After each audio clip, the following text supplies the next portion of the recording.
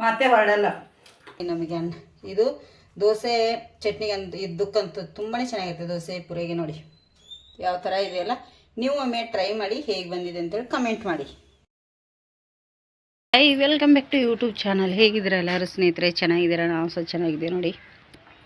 ನೋಡಿ ಬೆಕ್ಕು ಹೇಗೆ ಬರ್ತಾ ಇದೆ. ಅದರ ಅಪೋಸಿಟ್ ನಾ ಹೋಗ್ತಾಯಿದ್ದೀನಿ, ನನ್ನ ಅಪೋಸಿಟ್ ಅದು ಬರ್ತಾಯಿದೆ. ಅದು ಆ ಕಡೆನೇ ಹೋಗ್ಬೇಕಾ, ನಾನು ಆ ಕಡೆನೇ ಹೋಗ್ತಾಯಿದ್ದೀನಿ ಸ್ನೇಹಿತರೆ. ನೋಡಿ ಇಲ್ಲಿಗೆ ಯಾಕೆ ಬಂದೆ ಅಂದರೆ, ಇಲ್ಲಿಗೆ ಹೋಗ್ಬೇಕಿತ್ತು. ಕರಿಬೇವು ಸೊಪ್ಪು ಬೇಕಾಗಿತ್ತು. ನಮ್ಮ ಕರಿಬೇವು ಸೊಪ್ಪು ಹಾಳಾಗಿದೆ ಸ್ನೇಹಿತರೆ. ಇಲ್ಲಿದೇನ ನೋಡಿ ಬರ್ತೀನಿ. ಮುಳ್ಳು ಇಲ್ಲೇನು ಹಾವು ಹೇಳಲಿಕ್ಕೆ ಮಾತ್ರ ಬರಲ್ಲ.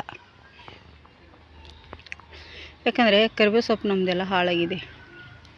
ಅದಕ್ಕೆ ಇಲ್ಲಿ ತುಂಬ ಗಿಡಗಳದಾವು ಸ್ನೇಹಿತರೆ. ಕೈ ಸ್ವಲ್ಪ ಇದ್ರ ಕೆಳಗಡೆ, ಯಾಕಂದರೆ ಹಬ್ಬ ಮೇಲೆ ಮಲಗಿರ್ತಾವಲ್ಲ, ಭಯ ಆಗುತ್ತೆ. ಸ್ವಲ್ಪ ದಾರಿ ಮಾಡಿಕೊಂಡು ಹೋಗಬೇಕು. ಚೆನ್ನಾಗಿತ್ತು ಕರಿಬೇವು ಸೊಪ್ಪು. ಈಗ ಏನು ಮಾಡಿದೆವು ಕಾಣ್ತಾ ಇಲ್ಲ. ಹೋಗಿ ಒಂದು ಸತಿ ಕಣ್ಣಾಡಿಸಿ ಬರ್ತೇನೆ. ಚೆನ್ನಾಗಿದ್ದರೆ ಕೊಯ್ಕೊಂಬರೋದು, ಇಲ್ಲಂದರೆ ಹಾಗೆ ಬರೋದು. ಅಂದರೆ ಯಜಮಾನ್ರು ಮೊನ್ನೆ ತಂದಿದ್ರು ನಮ್ಮ ಅಮ್ಮವ್ರ ಮನೆಯಿಂದ. ಅದು ಎಲ್ಲ ಖಾಲಿ ಆಗಿಬಿಟ್ಟಿದೆ ಈಗ. ಮುಳ್ಳು ಮಾತ್ರ ಸಿಕ್ಕಾಪಟ್ಟಿದಾವೆ ಇಲ್ಲಿ. ಕರಿಬೇವಿನ ಸೊಪ್ಪಿನ ಗಿಡಗಳೆಲ್ಲ ಹೋಗ್ಯಾವ ಸ್ನೇಹಿತರೆ. ಇಲ್ಲಿ ಚೆನ್ನಾಗಿತ್ತು. ಯಾಕೆ ಎಲ್ಲ ಹೋಗಿದ್ದಾವೆ ಅನ್ನೋದೇ ಗೊತ್ತಾಗ್ತಾ ಇಲ್ಲ. ಇಲ್ಲಿ ತುಂಬಾ ಚೆನ್ನಾಗಿದ್ದು ಸಸಿಗಳಿದ್ದು ಹಚ್ಚಬೇಕು ಅಂತ ಮಾಡಿದ್ವಿ. ಅದು ಸಹ ಇಲ್ಲ, ಸಸಿನೂ ಇಲ್ಲ. ಅವ್ರೆ ಎಲ್ಲ ಸೊಳ್ಳೆ ಕಡಿತಾ ಇದೆ ಇಲ್ಲಿ. ನೋಡ್ತೀನಿ ಸ್ನೇಹಿತರೆ, ಇಲ್ಲಿ ಒಂದಿದೆ ಸ್ವಲ್ಪ ಚೆನ್ನಾಗಿರೋಂಥದ್ದು. ನನಗೀಗ ಅಡುಗೆ ಮಾಡಲಿಕ್ಕೆ ಇಲ್ಲ ಕರಿಬೇವು. ಕೈಗೆ ಸ್ವಲ್ಪ ಕೊಯ್ಕೊಂಡು ಹೋಗೋಣ. ಇದೆ ಇಲ್ಲಿ ಸ್ವಲ್ಪ ಎಳೀದಿದೆ ನೋಡಿ. ಮೈಯೆಲ್ಲ ತುರಿಸ್ಲಿಕ್ಕೆ ಸ್ಟಾರ್ಟ್ ಆಯ್ತು ನೋಡಿ ಈಗಲೇ. ಮುಳ್ಳು, ಬುಗುರಿ ಮುಳ್ಳು ಸಿಕ್ಕಾಪಟ್ಟೆ ಇದೆ ಇಲ್ಲಿ, ತುಂಬಾ ಇದೆ. ಮತ್ತು ಇದು ಏನು ಗೊತ್ತಾ ಸ್ನೇಹಿತರೆ, ಜವಾರಿ ಇದೆ. ಕದಕಾಗಿ ಬರೋದು ನೋಡಿ ಇಲ್ಲಿ. ಹೈಬ್ರಿಡ್ ಇಲ್ಲ, ಜವಾರಿ ಇದೆ. ತುಂಬಾ ಚೆನ್ನಾಗಿದೆ ನೋಡಿ. ಎಷ್ಟಕ್ಕೆ ನಾವು ಕೊಯ್ತಾ ಇದ್ದೀನಿ, ಎಷ್ಟು ಪರಿಮಳ ಬರ್ತಾಯಿದೆ ಅಂದರೆ ಸೂಪರಾಗಿದೆ ಪರಿಮಳ ಮಾತ್ರ. ಮುಳ್ಳು ಎಲ್ಲಿ ಕೂತಿರುತ್ತೋ, ಮೇಲ್ಗಡೆ ಗಿಡದಲ್ಲಿ ಸಹ ಕೂತಿರ್ಬೋದು, ಹೇಳಿಕ್ಕೆ ಬರೋಲ್ಲ. ಇಷ್ಟು ದೊಡ್ಡ ಗಿಡದ ಕೆಳಗಿದ್ದೀನಿ ನಾನು. ಭಯ ಕೂಡ ಆಗುತ್ತೆ. ನಮ್ಮ ಮನೆಯವರಿದ್ದಾರೆ ಒಳಗಡೆ. ನಾನು ಬಂದದ್ದು ನೋಡಿದ್ರೆ ಸರಿಯಾಗಿ ಉಗಿತಾರೆ ನನಗೆ. ನಾನು ಹೇಳಿದರೆ ಅಮ್ಮರ ಮನೇಲಿ ತರ್ತೀನಲ್ಲ ಅಂಥೇಳಿ. ಅಂದರೆ ನಾನೇ ಮರ್ತಿದ್ದೀನಿ ಅವ್ರಿಗೆ ಹೇಳೋದು. ಬೈತಾರಂಥೇಳಿ ಈಗ ಸ್ವಲ್ಪ ಬೇಕಾಗಿತ್ತು ಅಂಥೇಳಿ ಬಂದೆ. ಇರಲಿ ಬಿಡು ಅಂಥೇಳಿ. ನೋಡಿ ಕಸ ಹೇಗೆ ಹಾಕಿದ್ದಾರೆ. ನಾವು ಹಾಕಲ್ಲ ಅಂತ ಹೇಳ್ತಾರೆ ಇಲ್ಲಿ ಅವರು. ಇಲ್ಲಿಂದ ನಾವು ಹಾಕೋದಿಲ್ಲ, ಆ ಕಡೆ ಹಾಕ್ತೀವಿ ಹೇಳ್ತಾರೆ. ಮಾತ್ರ ಹಾಕೋದು ಬಿಡಲ್ಲ, ಇಲ್ಲೇ ಹಾಕ್ತಾರೆ. ಮತ್ತೆ ಅಂದರೆ ಗಲೀಜಾಗುತ್ತೆ, ಸೊಳ್ಳೆಗಳು ಬರುತ್ತೆ ಅನ್ನೋದು ಅಷ್ಟೇ ಸ್ನೇಹಿತರೆ. ಮತ್ತು ಈ ಥರದ್ರಲ್ಲಿ ಎಲ್ಲಿ ಬೇಕಾದ್ರಲ್ಲಿ ಹಾವು ಕೂತ್ಕೊಳ್ತವೆ ಅಲ್ವಾ. ಅದಕ್ಕಾಗಿ ನಾನೀಗ ಇಲ್ಲೇ ಪಾರಾಗ್ತೀನಿ. ಈಚೆಯಿಂದ ಹೋಗ್ತೀನಿ. ಆ ಕಡೆಯಿಂದ ತುಂಬ ಕಷ್ಟ ಆಗುತ್ತೆ. ಈಚೆಯಿಂದ ಪಾರಾಗ್ತೀನಿ. ಒಂದಿಷ್ಟು ತೊಗೊಂಡಿದ್ದೀನಿ ಈಗ. ಇದೆಲ್ಲ ಕ್ಲೀನ್ ಮಾಡಿ ಬಿಡಿಸೋ ಅಷ್ಟರಲ್ಲಿ ಸ್ವಲ್ಪ ಆಗುತ್ತೆ, ಸಾಕು. ನೋಡಿ ಸೊಳ್ಳೆ ಕಡಿದು ತುಂಬಾ ಇದು ಆಯಿತು ನೋಡಿ ಸ್ನೇಹಿತರೆ. ಈಗ ಬಂದು ಇಲ್ಲಿ ಆಚೆ ಕಡೆ ಹೋಗಿ ಈಚೆ ಕಡೆ ಪಾರಾಗಿ ಬಂದೆ. ಈ ಕಡೆನೇ ಪಾರಾಗ್ಬೋದಿತ್ತು, ಅದಕ್ಕಾಗಿ ಅಲ್ಲಿ ಬೇಡ ಅನ್ನಿಸ್ತು ನನಗೂ ಹೋಗಲಿಕ್ಕೆ. ಎಳೀದು ಕರಿಬೇವು ಸೊಪ್ಪು ತುಂಬಾ ಚೆನ್ನಾಗಿದೆ. ಎಲ್ಲಿದು ಅಂಥೇಳಿ ಮನೆಯವ್ರು ಬೈತಾರೆ. ನಾನು ಹಾಗೆಲ್ಲ ಹೋಗೋದಿಲ್ಲ. ಮೊದಲೇ ಅವರಿಲ್ಲ ತರ್ತೀನಿ ಯಾವಾಗಲಾದ್ರೂ ಅರ್ಜೆಂಟಿಗೆ ಬೇಕಾದ್ರೆ. ಮಲಗಿದ್ದಾರೆ, ಫೋನ್ ಹಾಡಾಕಿ ಕೇಳ್ತಾ. ಈಗ ರೆಸಿಪಿ ಮಾಡ್ತೇನೆ. ಏನಂತೇಳಿ ನಿಮಗೆ ತೋರಿಸ್ತೇನೆ ಬನ್ನಿ. ಯಾವುದು ಏನಿಲ್ಲ, ಒಂದು ಸಿಂಪಲ್ಲಾಗಿ ಒಂದು ಚಟ್ನಿ ರೆಡಿ ಮಾಡ್ಕೊತೀನಿ ಸಿಂಪಲ್ಲಾಗಿ. ಹುಳುಗಳು ನೋಡಿ ಎಲ್ಲೆಲ್ಲಿ ಕೂತಿದ್ದಾವೆ, ತಲೆಯಲ್ಲೆಲ್ಲ ಕೂತಿದ್ದಾವೆ. ಮುಳ್ಳು, ಬುಗುರಿ ಮುಳ್ಳು ತಲೆಯಲ್ಲೆಲ್ಲ ಕೂತಿದ್ದಾವೆ ಸ್ನೇಹಿತರೆ. ನೋಡಿ ಇಲ್ಲಿ ಕಾಣಿಸ್ತಿರ್ಬೋದಲ್ಲ, ಮುಳ್ಳು ನೋಡಿ ಯಾವ ಥರ ಇದೆ. ಬುಗುರಿ ಮುಳ್ಳು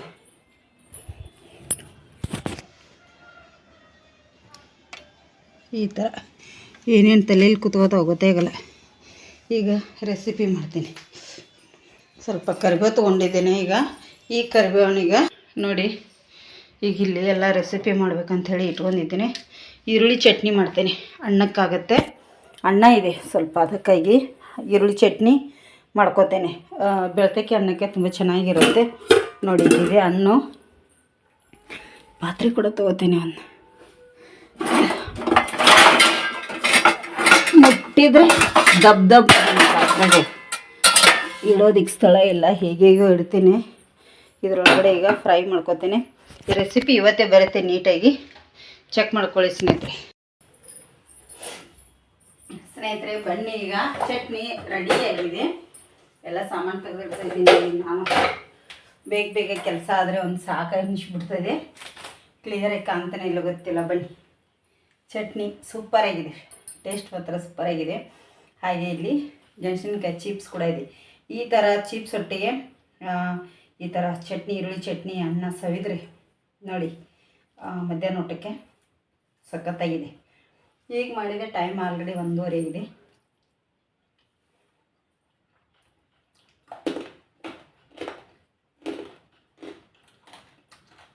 ಮಾತೇ ಹೊರಡಲ್ಲ ಈ ಥರ ಚಟ್ನಿ ಮಾಡ್ಕೊಂಡು ತಿಂದರೆ.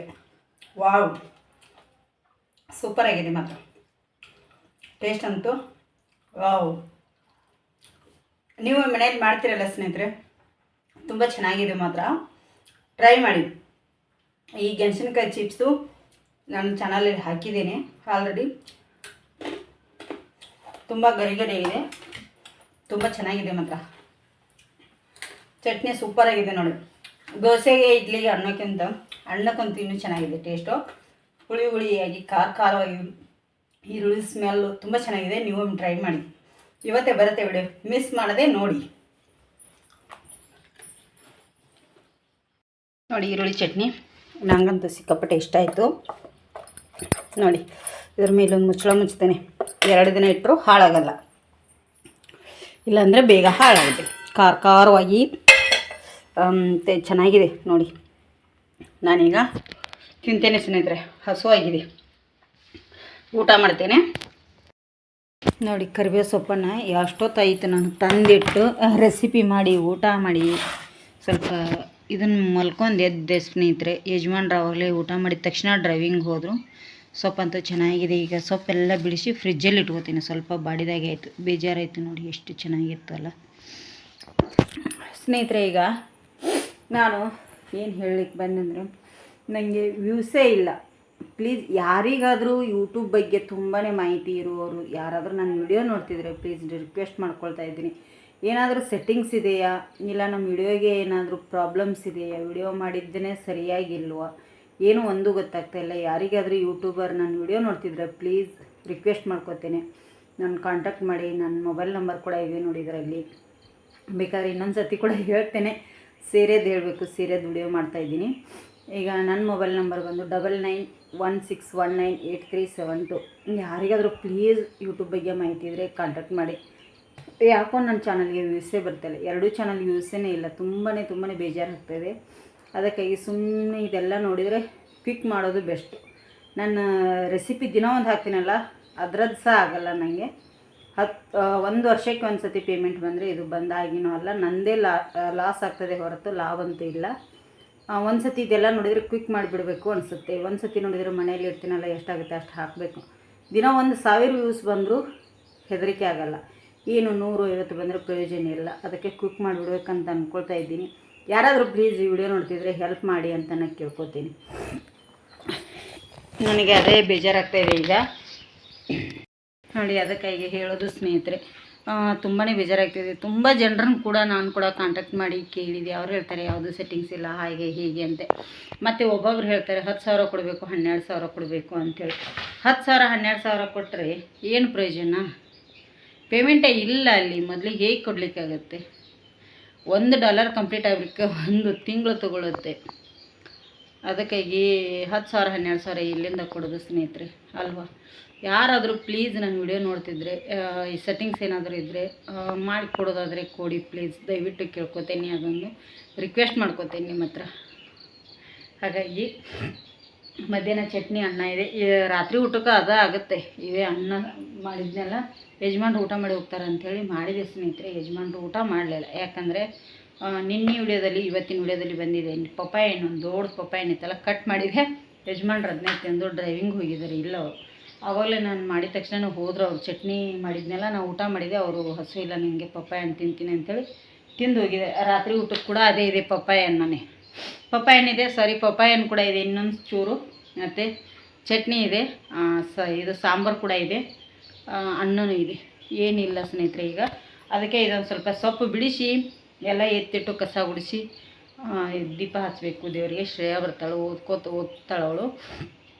ನಂದು ಸ್ವಲ್ಪ ಸೀರೆದ್ದೆಲ್ಲ ಇದು ಇದೆ, ಅದನ್ನೆಲ್ಲ ಎತ್ತಿಡಬೇಕು. ಸೀರೆಯವ್ರು ಬಂದಿದ್ರು, ಸೀರೆ ಎಲ್ಲ ಹಾಗೆ ಇದು ಮಾಡಿದ್ದೇನೆ. ಈಗ ಇಲ್ಲೆಲ್ಲ ಒಂಥರ ಬಿಸಾಕಿದ್ದೇನೆ, ತೋರಿಸ್ಲಿಕ್ಕೆ ಮನಸ್ಸಿಲ್ಲ, ಬೇಡ ಗಲೀಜು ಅನಿಸುತ್ತೆ. ಎಲ್ಲ ಎತ್ತಿಟ್ಕೋತೀನಿ. ಸೀರೆಯವ್ರು ಬಂದು ಒಂದು ಸೀರೆ ತೊಗೊಂಡೋಗಿದ್ದಾರೆ, 650 ರೂಪಾಯಿದು. ಅದೇ ಲಾಸ್ಟ್ ರೇಟ್ ನನ್ನ ಹತ್ರ, ಕಮ್ಮಿ ರೇಟ್ ಇರೋದು. ಹಾಗಾಗಿ ನಿಮಗೂ ಯಾರಿಗೆಲ್ಲ ಬೇಕು ಅಂಥೇಳಿ ಕಮೆಂಟ್ ಮಾಡಿ ಸ್ನೇಹಿತರೆ. ಮತ್ತು ಯಾವ ಸೀರೆ ಆದರೂ ಬೇಕಂದರೆ ನನ್ನ ಕಾಂಟ್ಯಾಕ್ಟಲ್ಲಿ ಇರೋವಂಥವ್ರು ಯಾರಿಗಾದರೂ ಬೇಕಂದರೆ ನಾನು ಈ ಡೈಲಿ ಇದು ಹಾಕ್ತೇನೆ, ಏನಂದರೆ ಸ್ಟೇಟಸ್ ಹಾಕ್ತೇನೆ, ನೋಡಿ ಕಮೆಂಟ್ ಕೂಡ ಮಾಡ್ಬೋದು. ಇವತ್ತು ಅವರು ಗುರುವಾರ ಅಲ್ವಾ, ನಮ್ಮ ಮನೇಲಿ ಫುಲ್ಲು ಜನ ಇದ್ದರು ಇವತ್ತು ಸ್ನೇಹಿತರೆ. ಅಮ್ಮ, ತಂಗಿ ಮಕ್ಕಳು, ಬೇಜಾರಾಗ್ತಾಯಿದೆ. ಒಬ್ಬಳೆ ಕೂತ್ಕೋಬೇಕು, ಸ್ವಲ್ಪ ಶೀತಾಗಿ ಆಗಿದೆ. ಆದರೂ ಫ್ಯಾನ್ ಹಾಕ್ಕೊಂಡಿದ್ದೇನೆ ಮೇಲ್ಗಡೆ ನೋಡಿ, ಆದರೂ ಶೀತಾಗಿ ಆಗಿದೆ. ಪರವಾಗಿಲ್ಲ, ಇನ್ನು ಚಳಿ ಸ್ಟಾರ್ಟ್ ಆಗುತ್ತಲ್ಲ ಅದಕ್ಕಾಗಿ ಈಗ ಇದೆಲ್ಲ ಮಾಡ್ಕೊತೀನಿ. ಶ್ರೇಯ ಬರ್ತಾಳೆ, ಅಷ್ಟರಲ್ಲಿ ಅವಳಿಗೆ ಬರೋಷ್ಟರಲ್ಲಿ ಕಸ ಗುಡಿಸಿ ನಾನು ಇದನ್ನು ಮಾಡ್ತೇನೆ, ಚಹಾ ಮಾಡಿಕೊಡ್ತೇನೆ. ಒಂದು ಸ್ವಲ್ಪ ಪಾತ್ರೆ ಕೂಡ ಇದೆ ನೋಡಿ, ಎಲ್ಲ ಅಲ್ಲಿ ತೆಗೆದಿಟ್ಟು ಬಂದಿದ್ದೀನಿ ಪಾತ್ರೆಗಳನ್ನು. ಈಗ 6 ಗಂಟೆ ಹತ್ರ ಬಂದಿದೆ. ಇದಷ್ಟು ಮಾಡಿಕೊಂಡು ರಿಕ್ವೆಸ್ಟ್ ಮಾಡ್ಕೋತಾ ಇದ್ದೀನಿ. ಪದೇ ಎಲ್ಲ ಹೇಳಿದರೆ ಬೇಜಾರಾಗ್ಬೋದು, ಪದೇ ಕೇಳ್ತಾ ಇದ್ದೀನಿ. ಯಾರಿಗಾದರೂ ಗೊತ್ತಿದ್ದರೆ ಪ್ಲೀಸ್ ಕಮೆಂಟ್ ಹಾಕಿ ನನಗೆ, ನಾನೇ ನಿಮ್ಮನ್ನು ಕಾಂಟ್ಯಾಕ್ಟ್ ಮಾಡ್ತೇನೆ.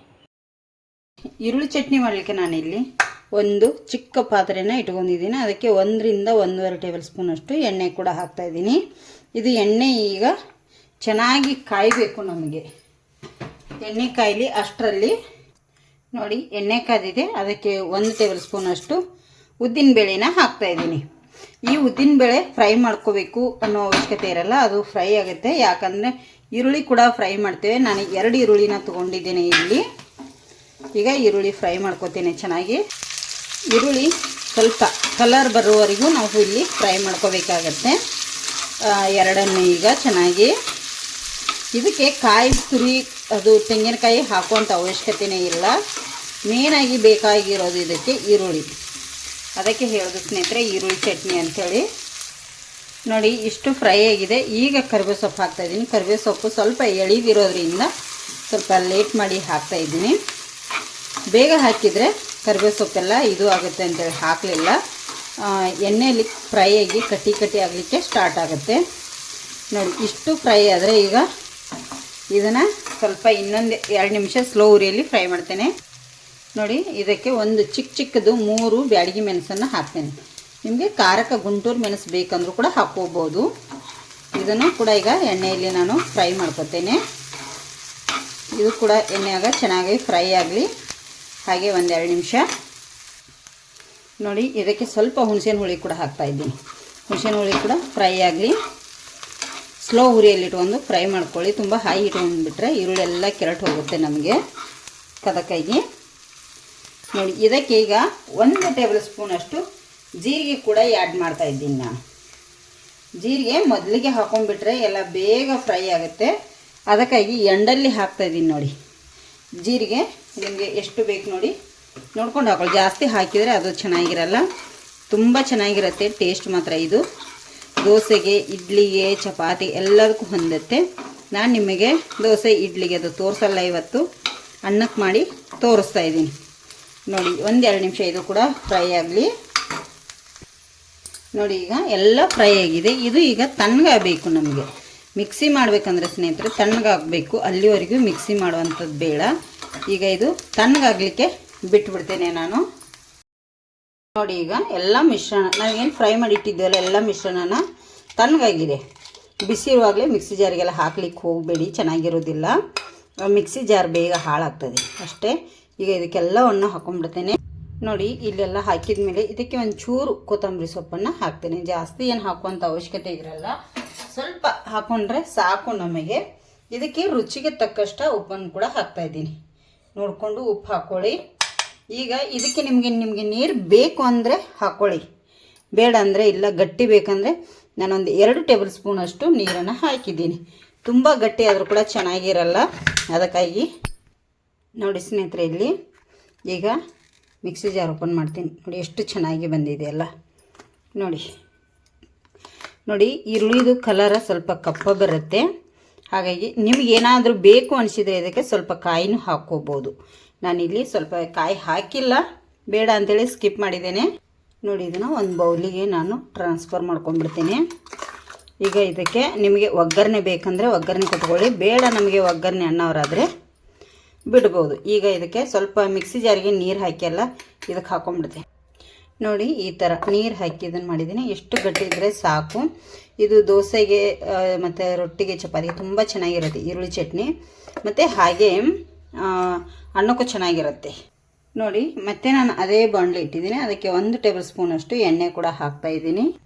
ಸ್ವಲ್ಪ ಓರೆ ಮಾಡಿ ಇಟ್ಕೊಂಡಿದ್ದೀನಿ. ಅದಕ್ಕೆ 1/4 ಟೀ ಸ್ಪೂನಷ್ಟು ಸಾಸಿವೆ ಹಾಕ್ತಾಯಿದ್ದೀನಿ. 1/4 ಟೀ ಸ್ಪೂನಷ್ಟು ಜೀರಿಗೆ ಹಾಕ್ತಾಯಿದ್ದೀನಿ. ಜೀರಿಗೆ 1/4 ಟೀ ಸ್ಪೂನಷ್ಟು, ನಿಮಗೆ ಎಷ್ಟು ಬೇಕಷ್ಟು ಹಾಕ್ಕೊಳ್ಳಿ. ಹಾಗೆ ಸ್ವಲ್ಪ ಹಸಿ ಕರಿಬೇವು, ಹಾಗೆ 1 ಟೇಬಲ್ ಸ್ಪೂನಷ್ಟು ಉದ್ದಿನಬೇಳೆ.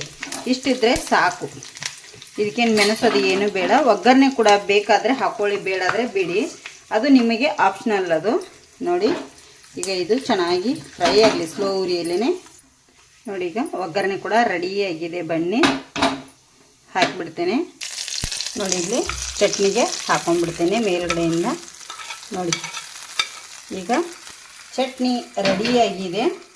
ನಿಮಗೆ ಅನ್ನದೊಟ್ಟಿಗೆ ಕೂಡ ಸರ್ವ್ ಮಾಡಿ ತೋರಿಸ್ತೇನೆ. ನೋಡಿ ಇಲ್ಲಿ ಅನ್ನ ಹಾಕಿದ್ದೇನೆ. ಈಗ ಇದನ್ನೆಲ್ಲ ಮಿಕ್ಸ್ ಮಾಡ್ಕೊತೀನಿ ಚಟ್ನಿ ನಾನು. ನೋಡಿ ಎಷ್ಟು ಚೆನ್ನಾಗಿ ಬಂದಿದೆ. ಈಗ ನಮಗೆ ಎಷ್ಟು ಬೇಕು ನೋಡಿ ಅಷ್ಟು ಹಾಕ್ಕೊಂಡು ಅನ್ನದೊಟ್ಟಿಗೆ ತಿಂದರೆ ಆಯಿತು ಸ್ನೇಹಿತರೆ. ತುಂಬ ಅಂದರೆ ತುಂಬ ಚೆನ್ನಾಗಿದೆ, ಟೇಸ್ಟಾಗಿದೆ. ನೀವು ಒಮ್ಮೆ ಮನೆಯಲ್ಲಿ ಟ್ರೈ ಮಾಡಿ ಹೇಗೆ ಬಂದಿದೆ ಅಂತೇಳಿ ಕಮೆಂಟ್ ಮಾಡಿ. ಈ ಥರ ಚಿಪ್ಸು ಬೋಂಡ ಏನಾದರೂ ಇದ್ದರೆ ಸಾಕು, ಹೊಟ್ಟೆ ತುಂಬುತ್ತೆ ನೋಡಿ ನಮಗೆ ಅನ್ನ. ಇದು ದೋಸೆ ಚಟ್ನಿಗಂತೂ ಇದಕ್ಕಂತೂ ತುಂಬಾ ಚೆನ್ನಾಗಿರುತ್ತೆ. ದೋಸೆ ಪುರಿಗೆ ನೋಡಿ ಯಾವ ಥರ ಇದೆಯಲ್ಲ. ನೀವು ಒಮ್ಮೆ ಟ್ರೈ ಮಾಡಿ ಹೇಗೆ ಬಂದಿದೆ ಅಂತೇಳಿ ಕಮೆಂಟ್ ಮಾಡಿ.